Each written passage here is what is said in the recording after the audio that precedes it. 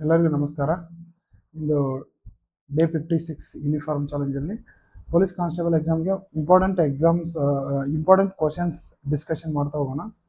ಅಂದರೆ ನಾವು ಇವತ್ತು ಫುಲ್ 25 ಕ್ವಶನ್ಸನ್ನು ಏನು ಮಾಡಿದ್ದೀನಿ, ಜಿಯೋಗ್ರಫಿ ಮೇಗಿನ ತೊಗೊಂಡು ಇಂಡಿಯನ್ ಜಿಯೋಗ್ರಫಿ ಮೇಗಿನ ಕ್ವಶನ್ಸನ್ನು ತೊಗೊಂಡು ಎಕ್ಸ್ಪ್ಲೇನ್ ಮಾಡ್ತಾ ಹೋಗ್ತಾ ಇರ್ತೀನಿ.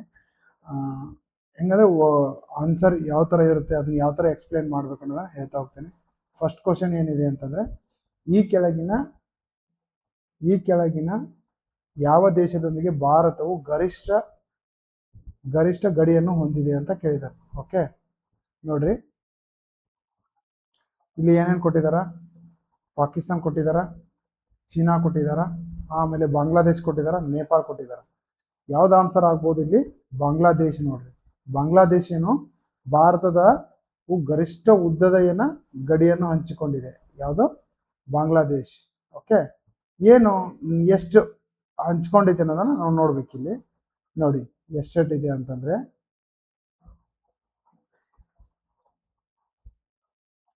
ಎಷ್ಟಿದೆ ಅಂದ್ರೆ ನೋಡ್ರಿ, ಬಾಂಗ್ಲಾದೇಶಿ 4996 ಅದಾ ಅತಿ ಹೆಚ್ಚು 4096 ಕಿಲೋಮೀಟರ್ ಏನಂತ ಗರಿಷ್ಠ ಗಡಿ, ಅಂದ್ರೆ ಅತಿ ಹೆಚ್ಚು ಏನು ಗಡಿಯನ್ನು ಹಂಚಿಕೊಂಡೈತಿ. ಯಾವುದು? ಬಾಂಗ್ಲಾದೇಶ್ ಗಡಿಯನ್ನು ಹಂಚಿಕೊಂಡಿದೆ. ಮತ್ತೆ ಏನು ಇನ್ನೊಂದು ಯಾವ್ಯಾವ ರಾಜ್ಯಗಳು ಇದರಲ್ಲಿ ಆಗ್ತಾವಂತಂದ್ರ 5 ರಾಜ್ಯಗಳು. ನೋಡಿ, 5 ರಾಜ್ಯಗಳೊಂದಿಗೆ ಏನಾಗಿದೆ, ಗಡಿಯನ್ನು ಹಂಚ್ಕೊಂಡೈತಿ ಬಾಂಗ್ಲಾದೇಶ. 5 ರಾಜ್ಯಗಳೊಂದಿಗೆ ಭಾರತದ ಅತಿ ಹೆಚ್ಚು ಗಡಿ ಹಂಚಿಕೊಂಡ್ರೆ ಬಾಂಗ್ಲಾದೇಶ್. ಓಕೆ, ಇನ್ನು ನೆಕ್ಸ್ಟ್ ಇದು ಆಯ್ತಾ. ಇನ್ನು ನೆಕ್ಸ್ಟ್ ಕ್ವಶನ್ ಯಾವುದು ಅಂದ್ರೆ, ಗಂಗಾ ನದಿಯು ಮುಖ್ಯ ಶಾಖೆಯನ್ನು ಬಾಂಗ್ಲಾದೇಶದಲ್ಲಿ ಯಾವ ಹೆಸರಿನಿಂದ ಕರೆಯುತ್ತಾರೆ ಅಂತ ಕೇಳಿದ್ದಾರೆ. ಗಂಗಾ ನದಿಯ ಮುಖ್ಯ ಶಾಖೆಯನ್ನು ಬಾಂಗ್ಲಾದೇಶದಲ್ಲಿ ಯಾವ ಹೆಸರನ್ನ ಕರೀತಾರೆ? ಯಮುನಾ, ಪದ್ಮ, ಮೇಘನಾ, ಕಾಲಂಡಿ ಅಂತ ಕರೀತಾರೆ. ಹೌದಾ? ಇದಾವ ಆಪ್ಷನ್. ಅದ್ರಲ್ಲಿ ನೋಡ್ರಿ, ಪದ್ಮ. ನೋಡ್ರಿ, ಪದ್ಮ ಅಂತ ಎಲ್ಲಿ ಕರೀತಾರೆ ಅಂದ್ರೆ, ಬಾಂಗ್ಲಾದೇಶದಲ್ಲಿ ಗಂಗಾ ನದಿಯನ್ನ ಪದ್ಮ ಅಂತ ಕರೀತಾರೆ. ಓಕೆ, ನೆಕ್ಸ್ಟ್ ಇದು ಯಾವ್ಯಾವ ನದಿ? ಜಮುನಾ ಮತ್ತು ಮೇಘನಾ ನದಿಗಳೊಂದಿಗೆ ಏನು ಹಂಚ್ಕೊಂಡೈತಿ? ಜಮುನಾ ಮತ್ತು ಮೇಘನಾ ನದಿ. ಓಕೆ, ಆಮೇಲೆ ನೆಕ್ಸ್ಟ್ ಇದು ಜಮುನಾ ಮತ್ತು ಮೇಘನಾ ಅಂತ ವಿಲೀನಗೊಂಡು, ನದಿಗಳ ಜೊತೆ ವಿಲೀನಗೊಂಡು ಏನಾಗಿತ್ತು? ಇದು ವಿಶ್ವದ ಅತಿ ದೊಡ್ಡ ಡೆಲ್ಟಾವನ್ನು ಸುಂದರ್ಬನ್ ಅಂತಾರಲ್ಲ, ಗೊತ್ತಲ್ಲ? ವಿಶ್ವದ ಅತಿ ದೊಡ್ಡ ಡೆಲ್ಟಾ ಯಾವುದು? ಸುಂದರ್ಬನ್ ಅನ್ನ ರೂಪಿಸಿತು. ಯಾವುದು? ಪದ್ಮ. ಯಾವುದು? ಗಂಗಾ ನದಿಯನ್ನ ಬಾಂಗ್ಲಾದೇಶದಲ್ಲಿ ಏನಂತ ಕರೀತಾರ? ಪದ್ಮ ಅಂತ ಕರೀತಾರ. ಹೌದಾ? ಇದು ಜಮುನಾ ಮತ್ತು ಮೇಘನಾ ನದಿಗಳೊಂದಿಗೆ ವಿಲೀನಗೊಂಡು ವಿಶ್ವದ ಅತಿ ದೊಡ್ಡ ಡೆಲ್ಟಾದ ಸುಂದರ್ಬನ್ ಅನ್ನ ರೂಪಿಸಿಕೊಂಡೈತಿ. ಇಷ್ಟು ನಮಗೆ ಗೊತ್ತಿರಬೇಕಾದ್ರು. ಇನ್ನು ನೆಕ್ಸ್ಟ್ ಕ್ವಶನ್ ಯಾವುದು? ಈ ಕೆಳಗಿನಲ್ಲಿ ಯಾವುದು ಪಶ್ಚಿಮ ಘಟ್ಟದ ನದಿಯಲ್ಲ? ಈ ಕೆಳಗಿನ ಯಾವುದು ಪಶ್ಚಿಮ ಘಟ್ಟದ ನದಿಯಲ್ಲ ಅಂತ ನೋಡ್ರಿ. ಯಾವ್ದು ಕೊಟ್ಟಿದಾರ? ಗೋದಾವರಿ ಕೊಟ್ಟಿದಾರ, ಕೃಷ್ಣಾ ನದಿ ಕೊಟ್ಟಿದಾರ, ಮತ್ತು ಆಮೇಲೆ ಇನ್ನೊಂದು ಕೃಷ್ಣಾ ನದಿ 2 ಸಲ ಆಗಿದೆ, ಕಾವೇರಿ ನದಿ, ಆಮೇಲೆ ಪಾಲಾರ್ ನದಿ. ಟೋಟಲ್ ಎಷ್ಟು ಕೊಟ್ಟಿದಾರ? 4 ಆಪ್ಷನ್ಸ್ ಅಲ್ಲಿ ಪಾಲಾರ್ ನದಿ. ನೋಡ್ರಿ, ಓಕೆ, ಪಾಲಾರ್ ನದಿ ಏನು ಪಶ್ಚಿಮ ಘಟ್ಟದ ನದಿ ಅಲ್ಲ. ಇದು ಪಶ್ಚಿಮ ಘಟ್ಟದ ನದಿಯಲ್ಲಿ ಓಕೆ ಹುಟ್ಟುತ್ತದೆ. ಆದರೆ ಇದು ನೋಡ್ರಿ, ಪಶ್ಚಿಮ ಘಟ್ಟದಲ್ಲಿ ಹುಟ್ಟಿದೆ, ಆದರೆ ಪೂರ್ವಕ್ಕೆ ಬಂಗಾಳ ಕೊಲ್ಲಿ ಹರಿಯುತ್ತದೆ. ಇದು ಇಲ್ಲಿ ಪೂರ್ವಕ್ಕೆ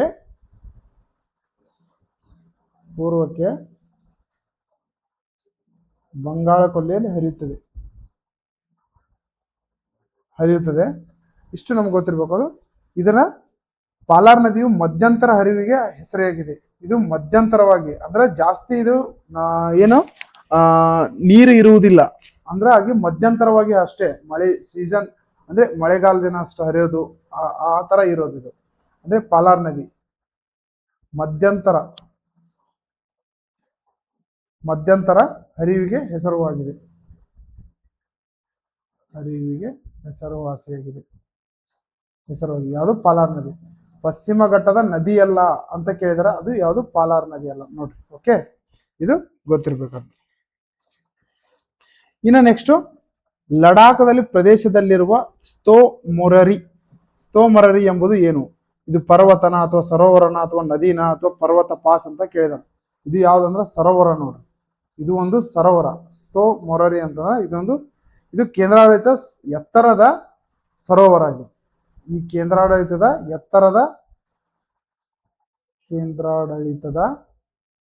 ಎತ್ತರ ಸರೋವರ. ಎತ್ತರ ಸರೋವರ ಇದ ಎಷ್ಟು ಮೀಟರ್ ಎತ್ತರ ಐತೆ ಅಂದ್ರೆ 4500 ಮೀಟರ್ ಎತ್ತರ ಐತೆ. ಇದು 4500 ಮೀಟರ್ ಎತ್ತರ ಐತಿ. ಹೌದಾ? ಎದರಿಂದ? ಸಮುದ್ರ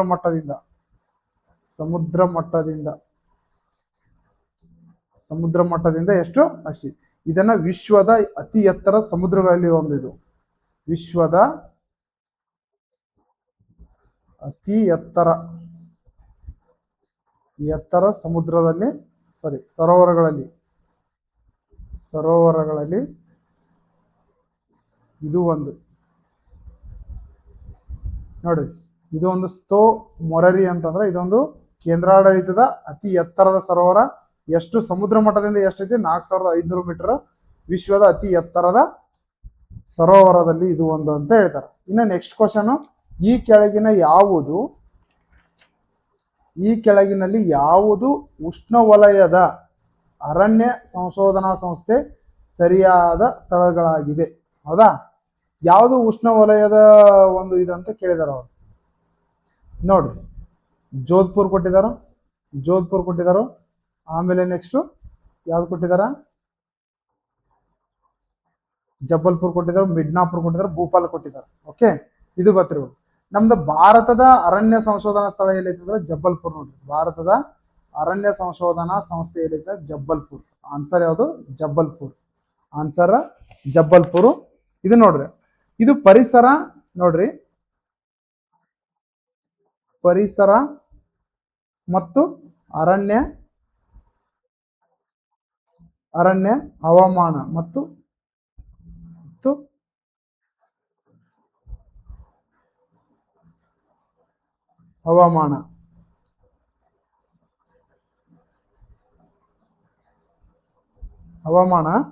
ಮತ್ತು ಏನು, ಇದು ಯಾವ ಅಡಿಯಲ್ಲಿ ಕಾರ್ಯನಿರ್ವಹಿಸ್ತಾವ ಅಂದ್ರೆ ಇವು ಪರಿಸರ ಮತ್ತು ಅರಣ್ಯ ಮತ್ತು ಹವಾಮಾನ. ಇವು ಯಾವ ಅರಣ್ಯ ಸಂಶೋಧನಾ, ಭಾರತೀಯ ಅರಣ್ಯ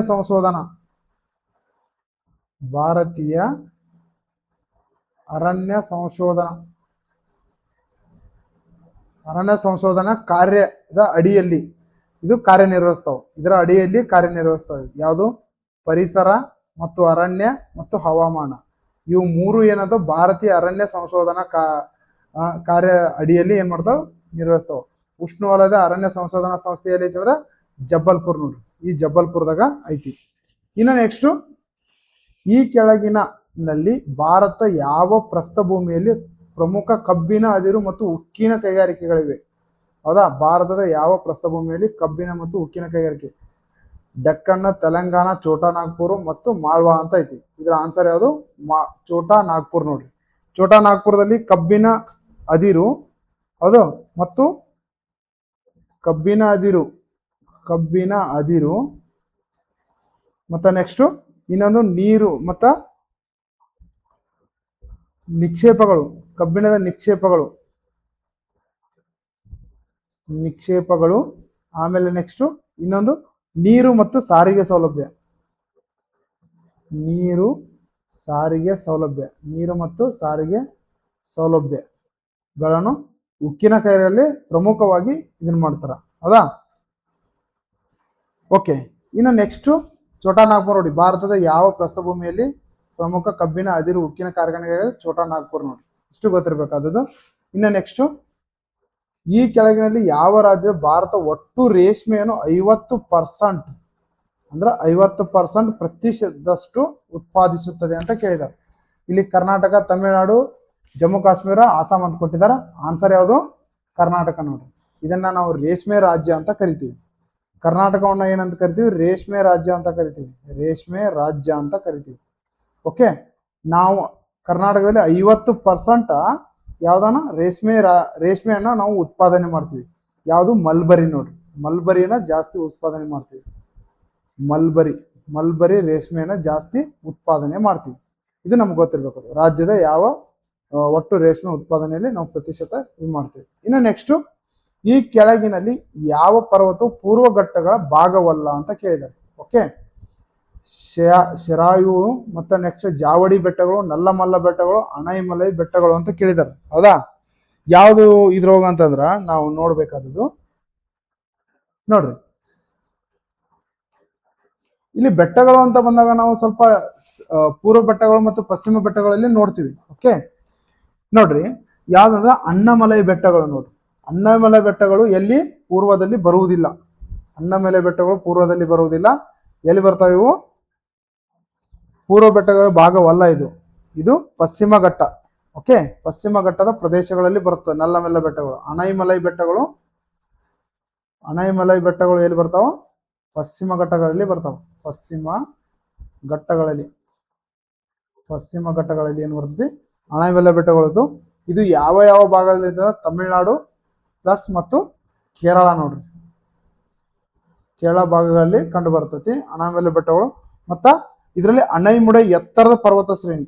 ಯಾವುದು? ಅಣೈಮುಡೈ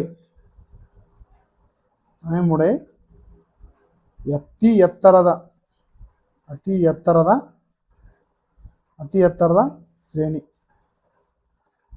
ಇದು ಗೊತ್ತಿರಬೇಕಾದದ್ದು. ಇನ್ನು ನೆಕ್ಸ್ಟ್ ನೋಡ್ರಿ, ಯಾವ ಪರ್ವತ ಇದು ಗೊತ್ತಾಯ್ತಾ? ಯಾವ ಪರ್ವತವು ಪೂರ್ವ ಘಟ್ಟಗಳ ಭಾಗವಲ್ಲ ಅಂತಂದಾಗ ನಾವು ಯಾವ್ದು ಹೇಳ್ಬೇಕು? ಇಲ್ಲಿ ನೋಡ್ರಿ, ಕ್ವಶನ್ ಯಾವಂಗ ತಿರುಗಬೇಕಾದ್ರು ಕೇಳ್ಬೋದು. ಹಿಂಗ ಇದು ಪಶ್ಚಿಮ, ಈ ಕೆಳಗಿನ ಯಾವುದು ಪೂರ್ವ ಘಟ್ಟಗಳು ಅಂತ ಕೇಳಾರಲ್ಲ, ಇದು ಪಶ್ಚಿಮ ಘಟ್ಟಗಳ ಭಾಗವಲ್ಲ ಅಂತ ಕೇಳ್ಬೋದು. ಹೌದಾ? ಈ ತರನ ಆಪ್ಷನ್ಸ್ ಏನ್ ಮಾಡ್ಬೋದು? ಕೊಡ್ಬೋದು ನಮ್ಗ. ಇದು ನಮಗ್ ಗೊತ್ತಿರ್ಬೇಕು. ಇನ್ನು ನೆಕ್ಸ್ಟ್ ಕ್ವಶನ್ ನೋಡ್ರಿ, ಲಗೂನ್ಗಳಿಗೆ ಹೆಸರುವಾಸಿಯಾಗಿರುವ ಭಾರತೀಯ ನಗರವನ್ನು ಪೂರ್ವದ ವೆನ್ನಿಸ್ ಎಂದು ಕರೆಯಲಾಗುತ್ತದೆ ಅಂತ ಕೇಳಿದ್ದಾರೆ. ನೋಡ್ರಿ, ಆಪ್ಷನ್ಸ್ ಏನೇನದಾವು? ಹೈದರಾಬಾದು, ಜೈಪುರ್, ಮತ್ತೆ ನೆಕ್ಸ್ಟ್ ಇನ್ನೊಂದು ಯಾವುದು? ಮುಂಬೈ, ಅಲ್ಪುಳ ಐತೈತಿ ನೋಡ್ರಿ. ಏನದು? ಲಗೂನ್ಗಳಿಗೆ ಹೆಸರುವಾಸಿಯಾದ ಭಾರತೀಯ ಯಾವುದನ್ನು ಪೂರ್ವದ ವೆನಿಸ್ ಅಂತ ಕರಿತೀವಿ? ಹೈದರಾಬಾದು, ಜೈಪುರ್, ಮುಂಬೈ, ಅಲ್ಪುಳ. ಹೌದಾ? ಅಲ್ಲಫುಳ್ಳ ಅಂತ ಐತಿ. ಹೌದಾ? ಇದು ಎದಕ್ಕಂತ ಕರಿತೀವಿ ಅಂದ್ರೆ, ಇದ್ರ ಆನ್ಸರ್ ಯಾವುದು? ಅಲ್ಫುಳ್ಳ. ನೋಡ್ರಿ, ಅಲ್ಪುಳ ಅಂತ ಎದಕ್ಕಂತ ಹಿಂಗ್ ಕರಿತೀವಿ ಅಂತಂದ್ರ, ಇದನ್ನ ನೋಡ್ರಿ, ಇದು ಬ್ಯಾಕ್ ವಾಟರ್ ಕಾಲುವೆಗಳು ಮತ್ತು ಬ್ಯಾಕ್ ವಾಟರ್ ಕಾಲುವೆ. ನೆಕ್ಸ್ಟ್ ಇನ್ನೊಂದು ಲಗೂನ್ಗಳಿಗೆ ಏನಾಗೈತಿ? ಇದು ಕಾರಣದಿಂದ ಪ್ರಸಿದ್ಧವಾಗೈತಿ. ಲಗೂನ್ಗಳಿಗೆ ಕಾರಣದಿಂದ ಇದನ್ನ ಏನಂದ್ರೆ ಪೂರ್ವದ ವೆನಿಸ್ ಅಂತ ಕರಿತೀವಿ. ಓಕೆ, ಹಿಂಗಾದ್ರ ಈ ಪೂರ್ವದ ವೆನಿಸ್ ಅಂತ ಬಿರುದು ಕೊಟ್ಟವ್ರು ಯಾರು? ಇದೇನೈತಲ್ಲ, ಪೂರ್ವದ ವೆನಿಸ್ ಅಂತ ಕೊಟ್ಟವ್ರು ಯಾರು ಅಂದ್ರ ಲಾರ್ಡ್ ಕರ್ಜನ್. ನೋಡ್ರಿ, ಲಾರ್ಡ್ ಕರ್ಜನ್ ಗವರ್ನರ್ ಇದಾನಲ್ಲ, ಅವನು ಲಾರ್ಡ್ ಕರ್ಜನ್ ಏನಂತಾನ, ಪೂರ್ವದ ವೆನಿಸ್ ಅಂತ ಏನ್ ಮಾಡ್ತಾನ, ಇದಕ್ಕ ಹೆಸರನ್ನ ಕೊಡ್ತಾನ. ಎದಕ್ಕಂದ್ರೆ ಬ್ಯಾಕ್ ವಾಟರ್ ಕಾಲೋನಿ. ಆಮೇಲೆ ನೆಕ್ಸ್ಟ್ ಇನ್ನೊಂದು ಲಗೂನ್ಸ್ಗಳಿಗೆ, ಅದಕ್ಕೆ ಫೇಮಸ್ ಇರೋದ್ರಿಂದ ಅದಕ್ಕೆ ಏನ್ ಮಾಡ್ತಾನೆ, ಕಾರಣದಿಂದ ಪೂರ್ವದ ವೆನಿಸ್ ಅಂತ ಏನ್ ಮಾಡ್ತಾನ, ಇದನ್ನ ಹೆಸರು ಕೊಡ್ತಾನ. ಇನ್ನು ನೆಕ್ಸ್ಟ್ ಕ್ವಶನ್ ನೋಡ್ರಿ, ಈ ತರನು ಕೇಳ್ತಾನ. ನಿವ್ವಳ ನೀರಾವರಿ ಪ್ರದೇಶದಿಂದ ನಿವ್ವಳ ಬಿತ್ತನೆ ಪ್ರದೇಶಕ್ಕೆ ಹೆಚ್ಚಿನ ಶೇಕಡಾವಾರು ಪ್ರಮಾಣವನ್ನು ಹೊಂದಿರುವ ರಾಜ್ಯಗಳಿಗೆ ಈ ಕೆಳಗಿನ ಯಾವುದು ಸರಿಯಾದ ಕಾಲಾನುಕ್ರಮವಾಗಿ ಬರೆಯಿರಿ ಅಂತ ನಾನು.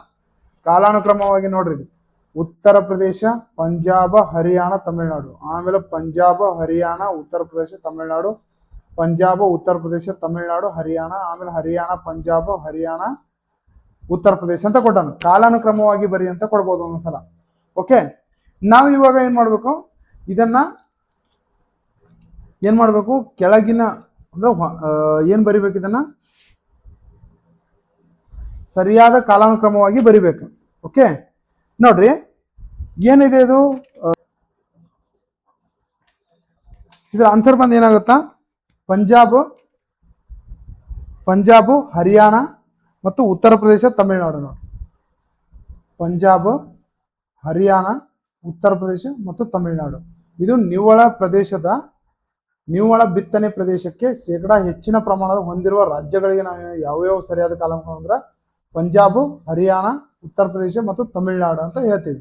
ಅದಾ ಅತಿ ಹೆಚ್ಚು ನಿವ್ವಳನ ಮತ್ತು ಅನುಪಾತದಲ್ಲಿ ನೋಡ್ಬೇಕಂದ್ರೆ ನಾವು ಅದನ್ನ ಬರಿತೀವಿ.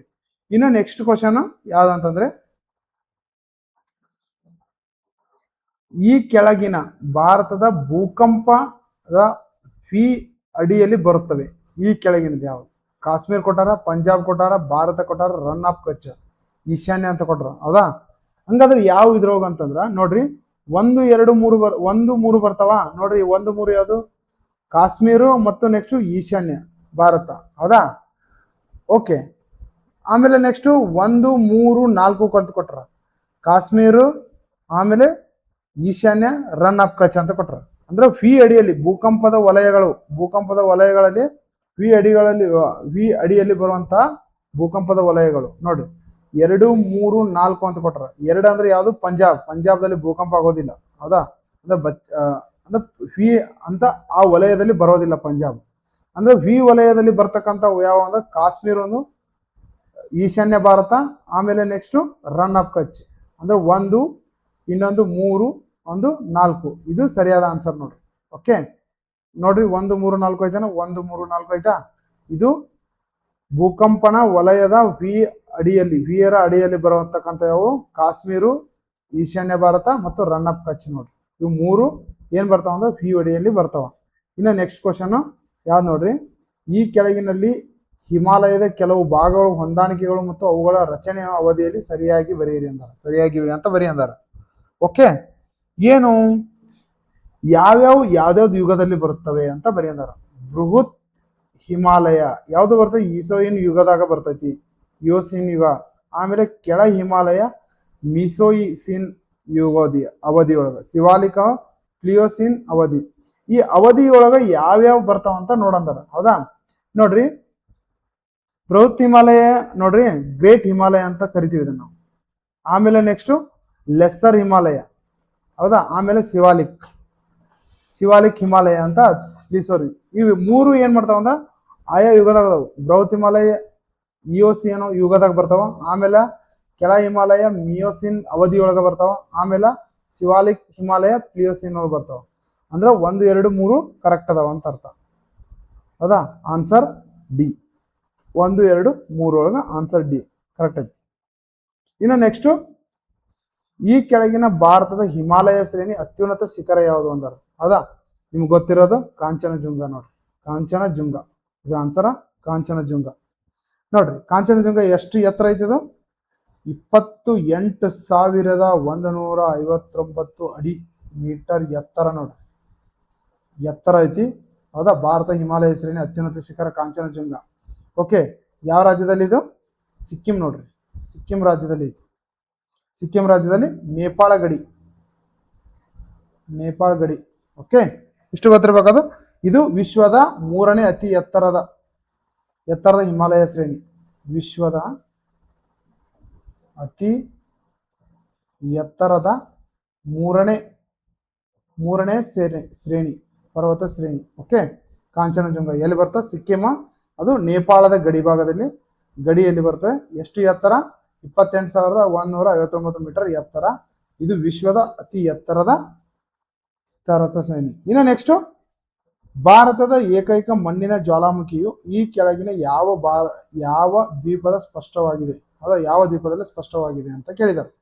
ಒಂದು ಅಂಡಮಾನ್ ನಿಕೋಬಾರ, ಒಂದು ಜಲಸಂಧಿ ಬರ್ತಂಗ ದ್ವೀಪ, ಆಮೇಲೆ ಔಟ್ರಾಮ್ ದ್ವೀಪ ಅಂತ ಕೇಳಿದ್ದಾರೆ. ಓಕೆ, ಇಲ್ಲಿ ನೋಡ್ರಿ ಯಾವ್ದು ಬರುತ್ತಾ? ಈ ಕೆಳಗಿನ ಯಾವ್ದು ಮಣ್ಣಿನ ಜ್ವಾಲಾಮುಖಿ ಅಂತ ಕೇಳಿದಾರ? ಬರ್ತಂಗ ಜ್ವಾಲಾಮುಖಿ ನೋಡ್ರಿ, ಬರ್ತಂಗ ಜ್ವಾಲಾಮುಖಿ. ಇದ್ರೊಳಗ ಬರ್ತಂಗ ಜ್ವಾಲಾಮುಖಿ ಇದು ಗೊತ್ತಿರ್ಬೇಕಾದದು. ಮಣ್ಣಿನ ಏಕೈಕ ಜ್ವಾಲಾಮುಖಿ ಇದು. ಮಣ್ಣಿನ ಏಕೈಕ. ಹಂಗಾದ್ರೆ ಇದು ಏನೇನು ಇದಂದ್ರ, ಇದು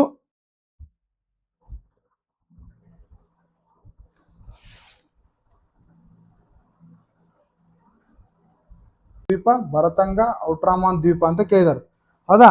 ಯಾವ್ದಂತಂದ್ರೆ ಇದು ಬರ್ತಂಗ ನೋಡ್ರಿ, ಬರ್ತಂಗ ದ್ವೀಪ ಅಂತ, ಬರತಂಗ ದ್ವೀಪ ಅಂತ. ಭಾರತ ಇದು ಏಕೈಕ ಜ್ವಾಲಾಮುಖಿ, ಮಣ್ಣಿನ ಏಕೈಕ ಜ್ವಾಲಾಮುಖಿ ಇದು, ಮಣ್ಣಿನ ಏಕೈಕ ಜ್ವಾಲಾಮುಖಿ. ಇನ್ನು ನೆಕ್ಸ್ಟ್ ಇದ್ರದ್ದೇನು, ಅಂಡಮಾನ್ ನಿಕೋಬಾರ್ ಐಸ್ಲ್ಯಾಂಡ್ ಪ್ರದೇಶದಲ್ಲಿದೆ. ಎಲ್ಲಿ? ಅಂಡಮಾನ್ ಐಸ್ಲ್ಯಾಂಡ್, ಅಂಡಮಾನ್ ನಿಕೋಬಾರ್, ಇಲ್ಲಿ ಎಲ್ಲಿ? ಅಂಡಮಾನ್ ನಿಕೋಬಾರ್ ಐಸ್ಲ್ಯಾಂಡ್ ದ್ವೀಪದಲ್ಲಿ ಇದೆ, ಪ್ರದೇಶದಲ್ಲಿ ಅಂಡಮಾನ್ ನಿಕೋಬಾರ್ ಐಸ್ಲ್ಯಾಂಡ್ ದ್ವೀಪದಲ್ಲಿ ಐತಿ. ಆಮೇಲೆ ಇದು ಲಾವಾ ಬದಲು, ಈ ಲಾವಾ ಐತಲ್ಲ, ಅಂದ್ರೆ ಜ್ವಾಲಾಮುಖಿಯಾದ ಲಾವಾ ಬರುತ್ತಲ್ಲ, ಆ ಲಾವಾ ಬದಲು ಏನಾಗತ್ತ, ಇದು ಮಣ್ಣು, ಅನಿಲ, ಆಮೇಲೆ ನೆಕ್ಸ್ಟ್ ನೀರು ಏನಾಗುತ್ತಾ ಹೊರಬರುವ ಜ್ವಾಲಾಮುಖಿ ಕಾಣಿಸುತ್ತದೆ, ಹೊರಬರುತ್ತದೆ. ಓಕೆ, ಇಷ್ಟು ಗೊತ್ತಿರ್ಬೇಕಾದ್ರೆ. ಇನ್ನು ನೆಕ್ಸ್ಟ್, ಈ ಕೆಳಗಿನಲ್ಲಿ ಯಾವ ವಿದೇಶ ಅಂಡಮಾನ ದ್ವೀಪಗಳ ಗುಂಪಿಗೆ ಹತ್ತಿರದಲ್ಲಿದೆ? ಮಯನ್ಮಾರ, ಇಂಡೋನೇಷ್ಯಾ, ಥೈಲ್ಯಾಂಡ್, ವಿಯೆಟ್ನಾಂ ಅಂತ ಐತಿ. ಹೌದಾ? ಹಂಗಾದ್ರೆ ಯಾವುದು ನೋಡೋಣ. ನೋಡ್ರಿ, ಮಯನ್ಮಾರ್ ಈ ಕೆಳಗಿನ ಯಾವ ವಿದೇಶದ ಅಂಡಮಾನ, ಹೌದಾ? ವಿದೇಶದ ಅಂಡಮಾನ ಅಂದ್ರೆ ವಿದೇಶದ ಅಂಡಮಾನ ದ್ವೀಪಗಳ ಗುಂಪಿಗೆ ಇದೆ ಮಯನ್ಮಾರ್. ನೋಡ್ರಿ, ಈ ಮಯನ್ಮಾರ್ ವಿದೇಶದ ಅಂದ್ರೆ ಎಲ್ಲಿ ಅಂದ್ರ ಈ ಅಂಡಮಾನ್ ದ್ವೀಪಗಳದಾವಲ್ಲ, ಅದರ ಉತ್ತರ ಭಾಗದ, ಅಂಡಮಾನ ದ್ವೀಪಗಳ ಉತ್ತರ ಭಾಗದಲ್ಲಿ ಮಯನ್ಮಾರ್ ಕರಾವಳಿ ಈ ಮಯನ್ಮಾರ ಕರಾವಳಿಯ ಬಹಳ ಸಮೀಪ ಐತಿ, ಕರಾವಳಿಯ ಬಹಳ ಸಮೀಪವಾಗಿದೆ. ಓಕೆ, ಅಂಡಮಾನ್ ದ್ವೀಪಗಳು ಯಾವುದರಲ್ಲಿ? ಅಂಡಮಾನ್ ದ್ವೀಪಗಳು ಈ ದೇಶದ ಮಯನ್ಮಾರ್ ದೇಶದ ಕರಾವಳಿ ಹತ್ತಿರ ಐತಿ, ಹೌದಾ? ಅಂಡಮಾನ್ ದ್ವೀಪಗಳು. ಇನ್ನು ನೆಕ್ಸ್ಟ್ ಯಾವ್ದು ಕ್ವಶನ್ ಅಂದ್ರೆ, ಮುಂಬೈ ತಾನೆ ಕ್ರಿಕ್ ಅಭಯಾರಣ್ಯ ಯಾವ ಮ್ಯಾಂಗ್ರೋವ್ ಆವರಣದಲ್ಲಿದೆ? ಮುಂಬೈ, ಹೌದಾ? ಮುಂಬೈ ತಾನೆ ಕ್ರಿಕ್ ಅಭಯಾರಣ್ಯ ಯಾವ ಭಾಗದ ಮ್ಯಾಂಗ್ರೋವ್ ಆವರಣದಲ್ಲಿದೆ ಅಂತ? ಪೂರ್ವದಿಂದ ಪಶ್ಚಿಮಕ್ಕೆ, ಉತ್ತರ ಪಶ್ಚಿಮ ಭಾಗ ಐತಿ, ಹೌದಾ? ಹಂಗಾದ್ರೆ ಯಾವುದು? ಪಶ್ಚಿಮ ಭಾಗ. ನೋಡ್ರಿ, ಈ ಪಶ್ಚಿಮ ಭಾಗದಲ್ಲಿ ಏನೈತೆ ಅಂದ್ರೆ ಮುಂಬೈ ತಾನೆ ಕ್ರಿಕ್ ಅಭಯಾರಣ್ಯದ ಒಂದು ಭಾಗ ಐತಿ, ಮ್ಯಾಂಗ್ರೋವ್ ಅರಣ್ಯದ, ಹೌದಾ? ಇದು ನಮಗೆ ಗೊತ್ತಿರಬೇಕು, ವೆಸ್ಟರ್ನ್ ಬ್ಯಾಂಕ್ ಅಂತ ಕರಿತೀವಿ ಅದನ್ನು. ಓಕೆ, ಇನ್ನು ನೆಕ್ಸ್ಟ್ ಕ್ವಶನ್, ಈ ಕೆಳಗಿನ ಇಲ್ಲಿ ಭಾರತ ಯಾವ ಕೇಂದ್ರಾಡಳಿತ ಪ್ರದೇಶ ಅತಿ ಹೆಚ್ಚು ಮ್ಯಾಂಗ್ರೋವ್ಗಳನ್ನು ಹೊದಿಕೆ ಹೊಂದಿದೆ? ದೀವ್ ದಮನ್, ಅಂಡಮಾನ್ ನಿಕೋಬಾರ್, ಪುದುಚೇರಿ ಮತ್ತು ನೆಕ್ಸ್ಟ್ ಲಕ್ಷದ್ವೀಪ ಅಂತ ಕೊಟ್ಟಿದ್ದಾರೆ. ಇದರ ಆನ್ಸರ್ ಯಾವ್ದು ಬಂದು ಅಂಡಮಾನ್. ನೋಡ್ರಿ, ಅಂಡಮಾನ್ ಮತ್ತು ನಿಕೋಬಾರ್ ದ್ವೀಪಗಳು. ಓಕೆ, ಕಾರಣ ಇಲ್ಲಿ ಉಷ್ಣವಲಯ, ಕಾರಣ ಇಲ್ಲಿ ಏನಂದ್ರ ಉಷ್ಣವಲಯ, ಸಮುದ್ರ ಆಮೇಲೆ ಪರಿಸರ ಹಾಗೂ ಅನೇಕ ದ್ವೀಪಗಳ ಕಾರಣದಿಂದ ಮ್ಯಾಂಗ್ರೋವ್ ಅರಣ್ಯಗಳು ಏನಂದ್ರ ಸಮುದ್ರ, ನೆಕ್ಸ್ಟ್ ಇನ್ನೊಂದು ಪರಿಸರ. ಯಾವುದು ಉಷ್ಣವಲಯ ಅಂತಂದ್ರ ಇಲ್ಲಿ ಉಷ್ಣವಲಯದ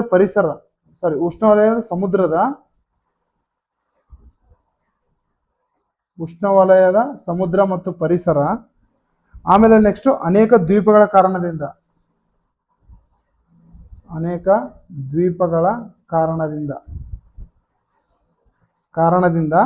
ಮ್ಯಾಂಗ್ರೋವ್ ಅರಣ್ಯಗಳು ಜಾಸ್ತಿ ಇದಾವೆ.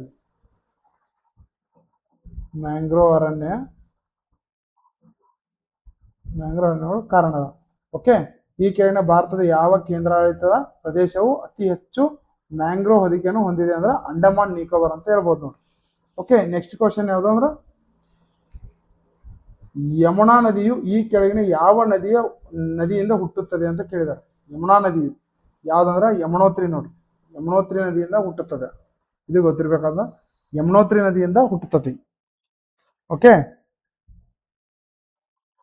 ಇನ್ನು ನೆಕ್ಸ್ಟ್ ಏನಂದ್ರ ಯಮುನಾ ನದಿ ಈ ಕೆಳಗಿನ ಯಾವ ನದಿಯಿಂದ ಹುಟ್ಟುತ್ತದೆ? ನೆಕ್ಸ್ಟ್ ಕ್ವಶನ್ ಯಾವ್ದಂದ್ರ, ಬ್ರಹ್ಮಪುತ್ರ ನದಿಯು ಉಪನದಿಗಳನ್ನ ಪೂರ್ವದಿಂದ ಪಶ್ಚಿಮಕ್ಕೆ ಕ್ರಮಿಸುತ್ತೆ. ಮಾನಸ, ಧನ್ಸರಿ, ಲೋಹಿತ, ಟಿಸ್ಟಾ ಅಂತ ಐತಿ. ಓಕೆ, ನೋಡ್ರಿ ಇದ್ರ ಕೋಡ್ ಕೊಟ್ಟಾರ. ಏನಂದರು?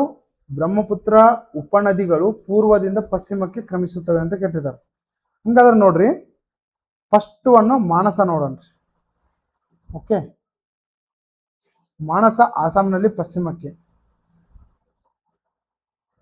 ಮಾನಸ ಆಸಾಂದಿಂದ ಪಶ್ಚಿಮಕ್ಕೆ. ಓಕೆ, ನೆಕ್ಸ್ಟ್ ಕ್ವಶನ್ ಇನ್ನೊಂದು ಯಾವುದು?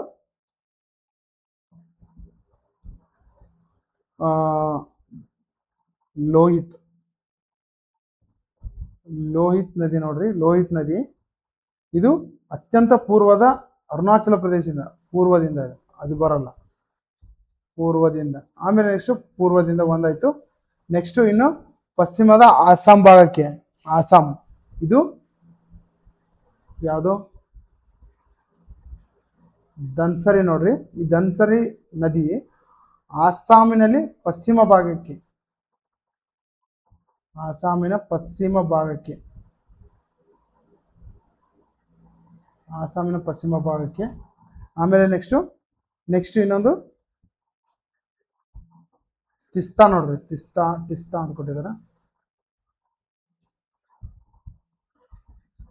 ತಿಸ್ತಾ ನದಿ ಪಶ್ಚಿಮದ ಮಧ್ಯಭಾಗ ಆಸಾಂ ನೋಡ್ರಿ, ಮಧ್ಯಭಾಗ ಆಸಾಂ, ಪಶ್ಚಿಮದ ಮಧ್ಯಭಾಗ ಆಸಾಂ.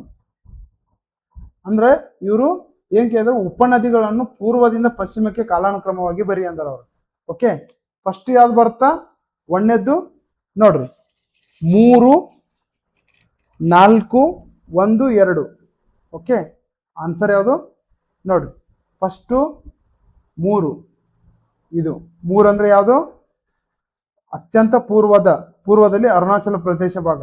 ಆಮೇಲೆ 4ನೇದ್ದು ತಿಸ್ತಾ ನದಿ ನೋಡ್ರಿ. ತಿಸ್ತಾ ನದಿ ಎಲ್ಲಿಂದ? ಪಶ್ಚಿಮಕ್ಕೆ ಎಲ್ಲಿ? ತಿಸ್ತಾ ಪೂರ್ವಕ್ಕೆ ಅಂದ್ರೆ ಸಿಕ್ಕಿಂ ಅಂದ್ರೆ ಪಶ್ಚಿಮ ಬಂಗಾಳ ಭಾಗ ಇದು. ಆಮೇಲೆ ಇನ್ನು ನೆಕ್ಸ್ಟ್ ಒಂದೇದ್ ನೋಡ್ರಿ. ಒಂದೇದೇ ಯಾವುದು? ಮಾನಸ ನೋಡ್ರಿ.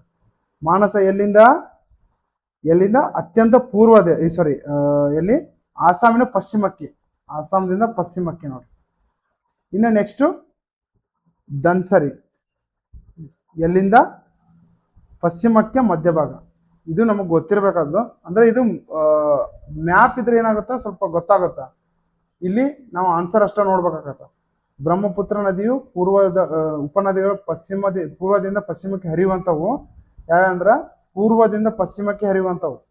ಓಕೆ, ಯಾವ್ದಂದ್ರ ಮಾನಸ. ಫಸ್ಟ್ನದ್ದು ಯಾವುದು? ಲೋಹಿತ್ ನದಿ. ಆಮೇಲೆ 2ನೇದು ತಿಸ್ತಾ. ಆಮೇಲೆ 3ನೇದು ಮಾನಸ. ಆಮೇಲೆ ಧನ್ಸರಿ. ಇವು ಕಾಲಾನುಕ್ರಮವಾಗಿ ನಾವು ಬರ್ದೀವಿ. ಅಂದ್ರೆ 3, 4, 1, 2 ಇಷ್ಟು ಗೊತ್ತಿರ್ಬೇಕು. ಇನ್ನು ನೆಕ್ಸ್ಟ್, ಭಾರತದ ಒಟ್ಟು ವಿಸ್ತೀರ್ಣದಲ್ಲಿ ಎಷ್ಟು ಶೇಕಡಾವಾರು ಗಂಗಾ ನದಿ ಆವರಿಸಿಕೊಂಡಿದೆ ಅಂತ ಕೇಳಿದ್ದಾರೆ. 21.3% ನೋಡ್ರಿ. ಭಾರತದ ವಿಸ್ತೀರ್ಣದ ಎಷ್ಟು ಶೇಕಡಾ ಗಂಗಾ ನದಿ ಆವರಿಸಿಕೊಂಡಿದೆ ಅಂದ್ರೆ 21.3. ಇದು ಕೇಳ್ತಾರ ಕ್ವಶನ್. ಇನ್ನು ನೆಕ್ಸ್ಟ್, ಈ ಕೆಳಗಿನ ನದಿಗಳ ಜೋಡಣೆ ಮತ್ತು ಅವುಗಳ ಮೂಲ ಸರಿಯಾದ ಅಂತ ಕೇಳಿದಾರೆ. ಅಂದ್ರೆ ಸರಿಯಾಗಿದೆ ಬರಿ ಅಂತಂದಾರ ಅವ್ರು. ನೋಡ್ರಿ, ಸಬರಮತಿ ಅರಾವಳಿ ಬೆಟ್ಟಗಳಲ್ಲಿ ಹುಟ್ಟುತ್ತದೆ, ಕರೆಕ್ಟ್ ಐತಿ. ಆಮೇಲೆ ಮಾಹಿಯಲ್ಲಿ ವಿಂಧ್ಯ ಪರ್ವತ ಬೆಟ್ಟಗಳಲ್ಲಿ, ಕರೆಕ್ಟ್ ಐತಿ, ವಿಂಧ್ಯ ಪರ್ವತಗಳಲ್ಲಿ. ಆಮೇಲೆ ತಾಪಿ ನದಿ ನೋಡ್ರಿ. ತಾಪಿ ಸಾತ್ಪುರ್ ಶ್ರೇಣಿಯಲ್ಲಿ ಹುಟ್ಟುತ್ತದೆ, ಕರೆಕ್ಟ್ ಐತಿ. ಲೂನಿ ಅರಾವಳಿ ಬೆಟ್ಟಗಳಲ್ಲಿ ಹುಟ್ಟುತ್ತದೆ, ಅಂದ್ರ ಸಬರ್ಮತಿ ಅರಾವಳಿ ಬೆಟ್ಟಗಳು, ಆಮೇಲೆ ಮಾಹಿ ವಿಂಧ್ಯ, ಆಮೇಲೆ ಸಾತ್ಪುರ್, ಆಮೇಲೆ ಲೂನಿ. ಟೋಟಲ್ 4 ಸರಿ ಇದಾವೆ. 1, 2, 3, 4 ಎಲ್ಲ ಮೇಲಿನ ಎಲ್ಲವೂ ಸರಿ ಇದ್ದಾವೆ. ಇನ್ನು ನೆಕ್ಸ್ಟ್, ಈ ಕೆಳಗಿನಲ್ಲಿ ಯಾವುದು ನದಿಯು ಅಳಿವೆ ಸೃಷ್ಟಿಯನ್ನು ಸೃಷ್ಟಿಸುತ್ತದೆ ಅಂತ ಕೇಳಿದ್ದಾರೆ. ಅಳಿವೆ ಅಂದ್ರೆ ಈ ಫಾರ್ ಎಕ್ಸಾಂಪಲ್ ನರ್ಮದಾ ನೋಡ್ರಿ, ರಿಫ್ಟ್ ಕಣಿವೆಯಲ್ಲಿ ಹರಿತೈತಲ್ಲ, ಹಾಗೆ ತರ ನೋಡ್ಬೇಕು. ಹೌದಾ? ಯಾವ್ಯಾವ ಅಂತ ನೋಡ್ರಿ. ಫಸ್ಟ್ ಅಳಿವೆ ಅಂತಂದ್ರೆ ಏನ್ ನೋಡ್ರಿ. ಈ ಅಳಿವೆ ಅಂತಂದ್ರ ನದಿಯು ಸಮುದ್ರ ಸೇರಲು, ನದಿ ಐತ್ಲ, ಒಂದು ನದಿ ಸಮುದ್ರ ಸೇರ್ಬೇಕಾದ್ರ ಏನ್ ನೇರವಾಗಿ ಅಗಲವನ್ನು ಅಗಲವಾದ ಪೆನ್ನಲ್ ಆಕಾರದ ಮುಕ್ತವಾಗಿ. ಹೌದಾ? ಹಿಂಗ ಈ ತರ ಹೋದ್ರ ಸಮುದ್ರವನ್ನ ಸೇರ್ಬೇಕಾದ್ರ ಈ ತರ ಅಗಲವಾಗಿ ಹೋಗಿ ಸೇರ್ತತಲ್ಲ, ಅದನ್ನ ನಾವು ಅಳಿವೆ ಅಂತ ಕರಿತೀವಿ. ಆಕಾರದ ಮುಕ್ತವಾಗಿ ತುದಿಯನ್ನು ರಚಿಸುವುದು. ಓಕೆ, ಹಿಂಗ್ ಹೋಗಿ ಸಾರಿ ಈ ತರ ಹೋಗಿ ಕೂಡೋದಕ್ಕೆ ನಾವ್ ಏನಂತೀವಿ? ಅಳಿವೆ ಅಂತ ಕರಿತೀವಿ. ಈ ಮಾಯೆ, ತಪ್ತಿ, ಪೆಣ್ಣಾರ ಮತ್ತು ನರ್ಮದ ಇವು 4 ನದಿಗಳು ಏನದ ಅಳಿವೆಯನ್ನ ರಚನೆಯನ್ನ ಮಾಡ್ತಾವ. ಹೌದಾ? ಅದಕ್ಕಾಗಿ ಇದು 1, 2, 3, 4 ನದಿ ಇವು ಏನ ಕೇಳ್ಬೋದು ನಾವು. ಇಷ್ಟು ಇದು ಕೆಳಗಿನ ನದಿಗಳು 4 ಅಳಿವೆಯನ್ನ ಸೃಷ್ಟಿ ಮಾಡ್ತಾವೆ. ಇನ್ನ ನೆಕ್ಸ್ಟ್, ಫುಲ್ಲಾರ್ ಸರೋವರ ಯಾವ ರಾಜ್ಯದಲ್ಲಿ ಇದೆ ಅಂತ ಕೇಳಿದ್ದಾರೆ. ಹೌದಾ? ಏನಿದು ಫುಲ್ಲಾರ್ ಸರೋವರ? ಇದು ಒಂದು ತೇವ ಭೂಮಿ ಅಂತ ಅರ್ಥ. ಇದು ಉತ್ತರ ಪ್ರದೇಶದಲ್ಲಿ ಕಂಡು ಬರ್ತದೆ. ಯಾವ ಸರೋವರ? ಇದು ಉತ್ತರ ಪ್ರದೇಶದಲ್ಲಿ ಕಂಡು ಬರ್ತೈತಿ. ಇದು ಒಂದು ವೆಟ್ಲ್ಯಾಂಡ್ ಅಂತ ಹೇಳ್ಬೋದು. ವೆಟ್ಲ್ಯಾಂಡ್, ಅದಕ್ಕೆ ಇದನ್ನ ಹೇಳ್ಬೋದು. ಇನ್ನ ನೆಕ್ಸ್ಟ್, ನೈಋತ್ಯ ಮಾನ್ಸೂನ್ ಉಗಮವಾಗಲು ಈ ಕೆಳಗಿನ ಯಾವುದು ಸರಿಯಾಗಿದೆ ಅಂತ ಕೇಳಿದ್ದಾರೆ. ಓಕೆ, ನೋಡಿ, ಪಂಜಾಬ್ ಬಯಲಿನಲ್ಲಿ ಕಡಿಮೆ ಒತ್ತಡ, ಆಮೇಲೆ ಭಾರತ ದಕ್ಷಿಣ ಭಾಗದಲ್ಲಿ ಅಧಿಕ ಒತ್ತಡ, ಸಮಭಾಜಕ ಕಡಿಮೆ ಅಳಿವಿನ ಪ್ರವಾಹದ ತುಂಬಿರು ಹಿಮಾಲಯ ಅಂತ ಕೊಟ್ಟಿದ್ದಾರೆ. ಓಕೆ, ಪಂಜಾಬ್ನಲ್ಲಿ ಬಯಲಿನಲ್ಲಿ ಕಡಿಮೆ ಒತ್ತಡ ಅಂತ ಕೊಟ್ಟಾರ. ಹೌದಾ? ಇಲ್ಲಿ ಬೇಸಿಗೆಯಲ್ಲಿ ಕಡಿಮೆ ಒತ್ತಡ ಇರ್ತೈತಿ. ಬೇಸಿಗೆಯಲ್ಲಿ ಏನಾಗಿರುತ್ತೆ? ಕಡಿಮೆ ಒತ್ತಡ ಇರ್ತೈತಿ. ಓಕೆ, ಕರೆಕ್ಟ್ ಆಯ್ತು. ಇನ್ನು ನೆಕ್ಸ್ಟ್, ಭಾರತ ದಕ್ಷಿಣ ಭಾಗದಲ್ಲಿ ಹೆಚ್ಚಿನ ಒತ್ತಡ. ಭಾರತ ದಕ್ಷಿಣ ಭಾಗದಲ್ಲಿ ಅಧಿಕ ಒತ್ತಡ. ಅಂದ್ರ ಸಾಮಾನ್ಯವಾಗಿ ಭೂಮಿಯ ಮೇಲೆ ಒತ್ತಡ, ಸಮುದ್ರದ ಮೇಲೆ ಒತ್ತಡ ಇರ್ತೈತಿ. ಎಲ್ಲಿ? ಸಮುದ್ರದ ಮೇಲೆ ಒತ್ತಡ ಇರ್ತೈತಿ, ಭೂಮಿ ಮೇಲೆ ಒತ್ತಡ ಇರೋದಿಲ್ಲ. ಅದಕ್ಕೆ ಇದು ರಾಂಗ್. ಸಮಭಾಜಕ ವೃತ್ತದ ಕಡಿಮೆ ಇಳಿಯುವ ಗಾಳಿಯ ಪ್ರವಾಹದಿಂದ ತುಂಬಲಾಗುತ್ತದೆ. ಹೌದಾ? ಸಮಭಾಜಕದಲ್ಲಿ ಗಾಳಿ ಒತ್ತಡ ಕರೆಕ್ಟ್ ಐತಿ. ಸಮಭಾಜಕವು ವೃತ್ತದ ಕಡಿಮೆ ಇಳಿವಿನ ಗಾಳಿಯು ಪ್ರವಾಹದಿಂದ ಕಡಿಮೆ ಇರುತ್ತೆ. ಆಮೇಲೆ ನೆಕ್ಸ್ಟ್ ಹಿಮಾಲಯ ನೋಡ್ರಿ. ಹಿಮಾಲಯ ಮಾನ್ಸೂನ್ ಗಾಳಿ ಮತ್ತು ತಡೆದು ದಕ್ಷಿಣ ಏಷ್ಯಾದಲ್ಲಿ ಮಳೆಯ ವಿತರಣೆ ಸಹಾಯ ಮಾಡ್ತದೆ. ಇದು ಹಿಮಾಲಯ ಏನ್ ಮಾಡ್ತದೆ ಅಂದ್ರ ಮಾನ್ಸೂನ್ ಗಾಳಿಯನ್ನು ತಡೆದು, ಈ ಮಾನ್ಸೂನ್ ಗಾಳಿ ಏನಿರ್ತದೆ ಅದನ್ನ ತಡೆದು ಏನ್ ಮಾಡ್ತದೆ ಅಂದ್ರ ದಕ್ಷಿಣ ಏಷ್ಯಾದಲ್ಲಿ ಮಳೆಯನ್ನ ವಿತರಣೆ ಮಾಡ್ತದೆ. ಅಂದ್ರೆ ಹಂಚಿಕೆಯನ್ನ ಮಾಡ್ತದೆ. ಇದು ಹಿಮಾಲಯ. ಕರೆಕ್ಟ್ ಐತಿ. ಅಂದ್ರ ಪಂಜಾಬಿನಲ್ಲಿ ಬಯಲಿನಲ್ಲಿ ಕಡಿಮೆ ಒತ್ತಡ, ಆಮೇಲೆ ನೆಕ್ಸ್ಟ್ ಸಮಭಾಜಕ ವೃತ್ತದ ಕಡಿಮೆ ಅಳಿಯುವ ಗಾಳಿಯ ಪ್ರವಾಹದಿಂದ ತುಂಬಲಾಗುತ್ತದೆ. ಹಿಮಾಲಯ ಮಾನ್ಸೂನ್ ಗಾಳಿಯನ್ನು ತಡೆದು ದಕ್ಷಿಣ ಏಷ್ಯಾದಲ್ಲಿ ಮಳೆಯನ್ನ ಸುರಿಸ್ತೈತಿ. ಇಷ್ಟು ನಮ್ಗೆ ಗೊತ್ತಿರ್ಬೇಕು. 1, 3, 4 ನೋಡ್ರಿ. ಯಾವುದು? 1, 3, 4. 1, 2 ಸಾರಿ 2 ರಾಂಗ್ ಇದೆ. ಇದು 1, 3, 4 ಮೇ ಬಿ ಇದು ಮಿಸ್ಟೇಕ್ ಆಗಿದೆ. ಇದು 1, 3, 4 ಕರೆಕ್ಟ್ ಆನ್ಸರ್. 1, 3, 4 correct answer. ಇದು ದಕ್ಷಿಣ ಭಾಗದಲ್ಲಿ ಅಧಿಕ ಒತ್ತಡ ಇದೆ, ಇದು ರಾಂಗ್. ಇದು ಪಂಜಾಬ್ನಲ್ಲಿ ಮತ್ತು ಸಮಭಾಜಕ ಮತ್ತು ಇದು ಏನು ರೈಟ್ ಆನ್ಸರ್. ಇದು ಗೊತ್ತಿರಬೇಕು ಅದು. ಓಕೆ, ಇನ್ನು ನೆಕ್ಸ್ಟ್, ಮಣ್ಣಿನ ಇದು ನೆಕ್ಸ್ಟ್ ಕ್ವಶನ್. ಭಾರತದ ಮಳೆಯು ಈ ಕೆಳಗಿನ ಯಾವುದರ ಮೇಲೆ ಅವಲಂಬಿತವಾಗಿದೆ? ಸಮುದ್ರದಿಂದ ದೂರ, ಆಮೇಲೆ ಓರೋಗ್ರಾಫಿಕ್ ಪ್ರೊಫೈಲ್, ಅಕ್ಷಾಂಶ ಮತ್ತು ರೇಖಾಂಶ ಸ್ಥಾನ ಈ ಕೆಳಗಿನ ಸಂಕೇತಗಳಿಂದ ಗುರುತಿಸಲಾಗಿದೆ ಅಂತ ಹೇಳಿದ್ದಾರೆ. ಓಕೆ, ಇವಾಗ ಏನು ಮಾಡೋದು? ಇದನ್ನ ನಾನು ಏನ್ ಮಾಡ್ತೀನಿ, ನೆಕ್ಸ್ಟ್ ಕ್ಲಾಸಲ್ಲಿ ಏನ್ ಮಾಡ್ತೀನಿ, ರಿಪೀಟ್ ಮಾಡಿ ಇದನ್ನು ಎಕ್ಸ್ಪ್ಲೇನ್ ಮಾಡ್ತಾ ಹೋಗ್ತೀನಿ. ಭಾರತದಲ್ಲಿ ಮಳೆಯು ಈ ಕೆಳಗಿನ ಯಾವುದರ ಮೇಲೆ ಅವಲಂಬಿತವಾಗಿದೆ ಅಂತ ಕೇಳಿದ್ದಾರೆ. ಇದನ್ನ ನೆಕ್ಸ್ಟ್ ಕ್ಲಾಸಲ್ಲಿ ನಾನು ಏನ್ ಮಾಡ್ತೀನಿ, ಎಕ್ಸ್ಪ್ಲೇನ್ ಮಾಡ್ತಾ ಹೋಗ್ತೀನಿ. ನೆಕ್ಸ್ಟ್ ಕ್ಲಾಸಲ್ಲಿ ಅಂದ್ರೆ ನಾಳೆ ಇದನ್ನ ಯೂಟ್ಯೂಬಲ್ಲಿ ಅಂದ್ರೆ ಟುಮಾರೋ ಏನು ಮಾಡ್ತೀನಿ, ಯೂಟ್ಯೂಬಲ್ಲಿ ಅಪ್ಲೋಡ್ ಮಾಡ್ತೀನಿ. ಸೊ ಇಷ್ಟು ಹೇಳ್ತಾ ಇದ್ದೀನಿ. ಇಷ್ಟು ಇವತ್ತಿನ 24 ಕ್ವಶನ್ ಏನು ಮಾಡಿದ್ವಿ, ಬಿಡಿಸಿದ್ದೀವಿ. So thank you so much. ಈ ಥರ ಇದು ಮಾಡಿದ್ವಿ.